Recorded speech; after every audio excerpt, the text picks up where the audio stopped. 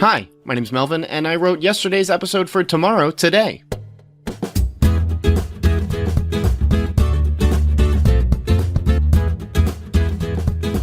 Welcome to Cinematic Doctrine, a non-spoiler Christian movie podcast where we sit at the table of cinema and eat.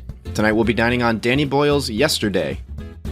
With such a high-concept idea as this, there's almost no reason for me to do my usual spiel before describing the film. I mean, it's so simple. The premise is a tried-and-true musician who can't get a break, gets into an accident, wakes up, and learns he's the only person on the earth who knows who the Beatles are. It's interesting. There are so many different ways you can go with that. I don't know about you, but the second I heard about it, despite how unrealistic it would be, I couldn't help but look forward to it with anticipation. And even though it can sometimes be a detractor, I was eager to see a new actor stretch his talents with a seasoned director such as Danny Boyle. If you caught it in the trailer for Yesterday, it said, "Introducing Himesh Patel," who plays the main character, Jack Malik. Using the term introducing often means it's the actor's first billing in a motion picture, which got me interested, as the concept of Yesterday, along with the cost of having so many Beatles songs, even if they are only covers, meant there was a lot of confidence in this newcomer. But before we get any further, let's dig into this film for real. Yesterday is a film about Jack Malik, a young musician who left teaching to pursue his career in songwriting, but it's not going so well, and his close friend and manager Ellie, played by Lily James, is heartbroken to hear that he's giving up. But during a late evening bike ride home, a miracle happens, and that miracle is the face of a bus nailing Jack and sending him flying across concrete. Soon he wakes up in a hospital bed, and amidst light references and outright singing Beatles songs, Jack learns he's the only person on Earth who seems to know who the Beatles are. Seeing an opportunity, he begins the struggle of remembering every Beatles song, but he can't help but see the opportunity to pioneer his own career, even if they're songs he knows he didn't write. Yesterday is rated PG-13 for suggestive content and language. As far as that goes, there's some inappropriate comments made regarding Jack's relationship with Ellie, as well as discussions throughout that pursue that romantic tension. There's also some light undressing, no nudity. Language-wise, the Lord's name is taken in vain a few times, and there's like one use of the F-word because, you get one in PG-13, so why not? Yesterday is an interesting film. It's interesting in the sense that it's very simple. And that's great, but it comes off as a film influenced by the very simple yet complex layers of Beatles music. There's an entire catalog of songs to look at, and even their early music speaks of complexity when you look at their cultural impact, even if the songs themselves are quite simple and, dare I say, bare bones in comparison to later works. And while it's not bad that Yesterday sticks to a simple, small, contained story, it's a shame that it doesn't also have much of an outer sense for itself. In other words, that cultural impact. Although I'm not expecting it to enter the world with such an influence that we all go, "Yesterday's the best movie of the year, it spoke so much to me." No, I'm not expecting that. Pursuing that sort of writing is very difficult, and honestly, you can't start a writing project with that intention. People are complex, they're multi-layered, they're changing creatures. You never know how your story will affect and impact those who watch, those who listen, those who look. But when looking at the simple story presented in Yesterday, one can't help but hope it imitates early Beatles music to the next degree and attempts to do more than its face value. Of course, even the Beatles didn't expect to have such a cultural influence, so maybe it's wrong of me to expect something like that from Yesterday. But I'm not going to continue this thread any further. There really isn't anything more to say about that. I think it's become clear that the film is simple, and there's that word again, and it never goes beyond that, at least not overtly. There's a subtle emphasis on the importance we put on music, the ownership of art we hold dearly, speaking into life things that otherwise are lifeless. A painting has no soul, no resolve, no preference. It's a painting. A movie has no autonomy, no intrinsic creativity, no sense of self. It's a movie. A song has no love, no passions, no responses. It's a song. It's the person or persons creating that work that carries all those characteristics, and artwork is a matter of translating all those feelings into a single project. And like a relationship, when we engage with someone's creation, we may not be doing it intentionally, but we're explicitly engaging with the creator or creators of that work. Almost like a one-way conversation. We've lent an ear to their voice and are now in the process of translating what they're saying, seeking to put meaning into the things they made. Now, how we translate something becomes evidence of who we are, and who we are is inherently different than anyone else. So, how we translate that art becomes an aspect that helps to define who we are as individuals. It's why we become defensive about the things we love, because how we take and understand something is expressly related to who we are as individuals. There are a few scenes early on in Yesterday where Jack is getting very angry that none of his friends know who the Beatles are. First, he thinks they're playing a really elaborate prank on him, kicking him while he's down after recovering from an accident and losing some of his teeth. Then we see him get angry at his parents for not taking him seriously when he's trying to perform Let It Be for them, because they're technically the first people to ever hear what he considers a masterpiece. I've had that feeling before, a festering anger at someone who won't take interest in something I find wonderful. I remember being on the bus after some event in high school and trying to show my friend a cool song I had come to enjoy. He was a musician himself, and I always wanted to talk music with him, but he never seemed interested, so sitting next to one another I offered him an earbud and I played the song for him.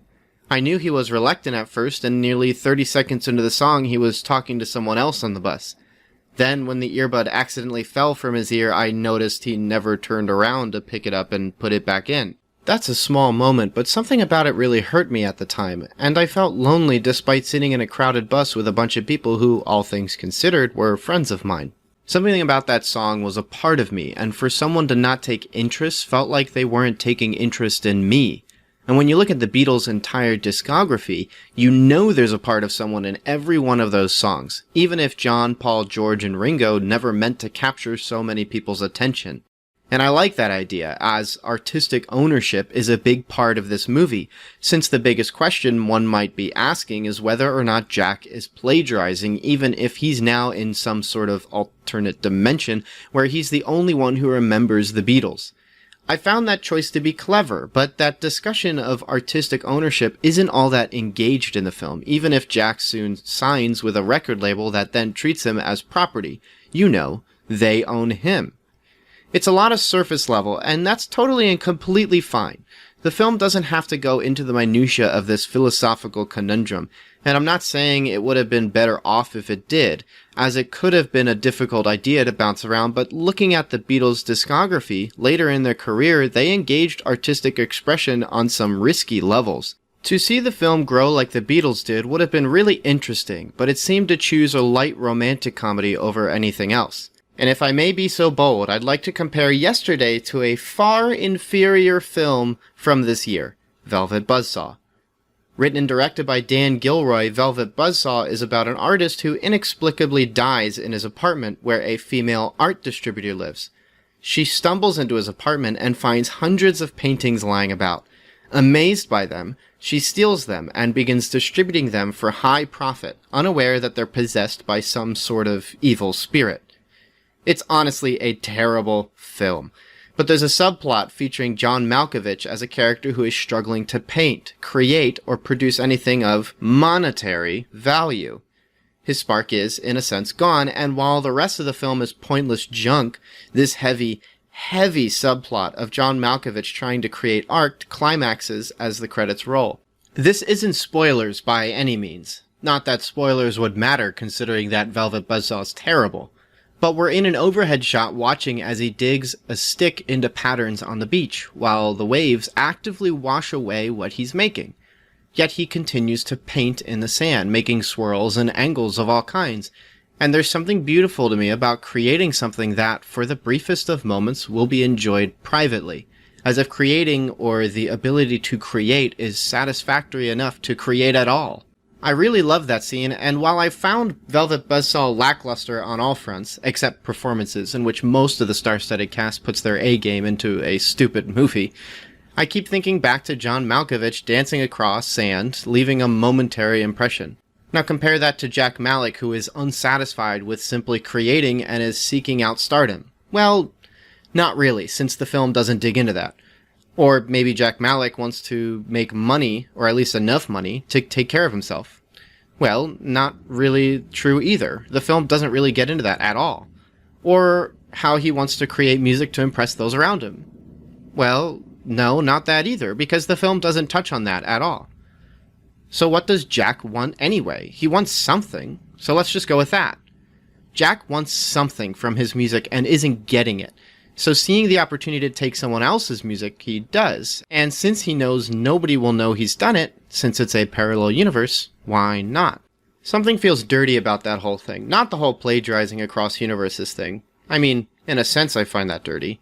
And not so much the pursuit of satisfaction per se, because we all want that. We all want to be satisfied in the deepest longings in our heart. And we can only find that in the love we receive from Jesus Christ, the kind of love that convinces us that seeking sin for satisfaction is actually a lie, and the only true satisfaction is in a relationship with God.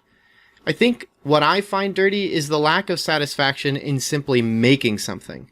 It's like my own heart is telling me it should simply be enough to have made something at all. Like, to just do something. To take advantage of producing rather than always consuming is a wonderful thing, and it exhibits one of our many image-bearing qualities that God has endowed us with in creation. So why not cherish it? Why not pursue it? I know the film puts forth some roadblocks, like how Jack isn't really making any money with what he's doing. There isn't a growing crowd or posse that follows him to each concert, so I understand the struggle, but it still stands that there's something wonderful in simply making something. Honestly, that's something I should adhere to myself. But I digress. I feel like I'm running at the mouth, so I'll cut myself off there. Let's get into some nitpicks of mine that, although are nothing but nitpicks, still detracted from my experience. The first bits of the film seem a little confused, and I thought to myself that things felt rushed, condensed during post-production to meet the allotted length producers were asking for, and I was right. Director Danny Boyle and writer Richard Curtis shared that the beginning had an 18-minute cut, which was condensed to 15 minutes, which was further condensed to 7 minutes. Basically, everything leading to the car accident was trimmed to expedite the story, and while that's a good thing to do since cutting out needless stuff helps the film most of the time, the beginning felt disorienting and in some ways a little confused. There's also Kate McKinnon's character, who I found frustrating. She felt like a caricature rather than a character, which felt weird considering everyone else felt like real people. I didn't see why she was written with such an otherworldly attitude, and you get a bit of that in the trailer as she plays the producer who goes, "You write all the songs, make a lot of money, and we take most of it," as she then shares a cartoonish, conniving grin. It was weird to watch, and in some respects just embarrassing. Even my wife was like, why was she written that way? Is this supposed to be funny? Then there's Ed Sheeran, who has far too many songs in this film. A lot of that has to do with preference, as I really don't care for his music, but his acting here isn't very good either. Part of that could simply be his personality, so he's basically being himself, but that doesn't change the fact that he looks like he's uncomfortable the whole time, like he isn't sure what to do when the camera is rolling. Even Danny Boyle can't seem to pull anything out of this guy. For instance, there's a moment where he challenges Jack Malik to a songwriting battle, and it's after a concert they just had. He's had a few beers, no doubt, but he doesn't seem to have much character or presence. And you can see this in the trailer too. He isn't boisterous as he stands up to declare a songwriting battle. He isn't tipsy. He isn't all that intimidating. There really isn't anything going on as far as his performance is concerned, and one could imagine he was reading the script held off screen. In comparison, Ed Sheeran poorly plays a character that at the very least fits into this world, while Kate McKinnon acts well for a character that doesn't fit in at all. But all of that said, Yesterday is an okay movie. And even if it lacks depth, it's still an enjoyable film, albeit maybe a little too long. And Himesh Patel has a good performance and, Lord willing, a good career ahead of him. Also, he's quite the singer, and all the songs are recorded live on set with no dubbing, so that's something to get excited about. And with that, thank you so much for checking out this episode of Cinematic Doctrine. If you've seen Yesterday, what did you think of it? Did you enjoy its clever use of Beatles music to help propel the story, or did you find it a bit of a film that's lacking in some areas? Let me know with an email to cinematicdoctrine@gmail.com, or if you're listening on cinematicdoctrine.com, leave a comment below. Also, if you're on Letterboxd, I have a list compiling every movie reviewed on Cinematic Doctrine with direct links to those episodes, so feel free to check that out.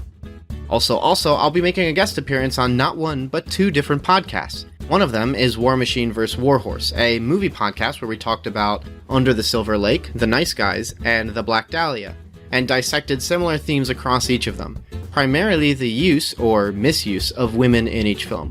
There's also an interesting section that's similar to the one discussed here, as we dig into selfish ownership of the things we like. It was a lot of fun to record, and you should go give Michael's podcast a listen before it comes out. I've had a lot of fun listening to it, and I'm sure you will too.